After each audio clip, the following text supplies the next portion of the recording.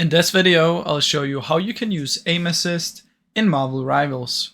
Now keep in mind this will not work on your PC unless you're using a controller, but if you're on console or you're using the controller, the way that you can use it is it will automatically be turned on, but you can change it by going to the settings, go to controller and choose combat.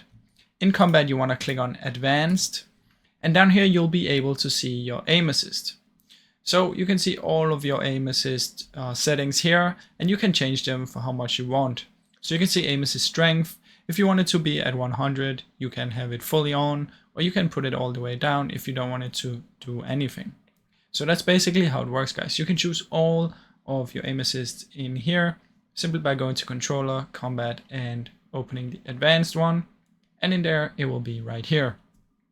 Now, like I said before, it only works if you're using the controller. So if you're using a mouse and keyboard like I am, obviously aim assist will not be working. Now, I really hope you enjoyed this short video. If you did, please leave a like and subscribe, as it helps me out a ton. Thank you so much for watching.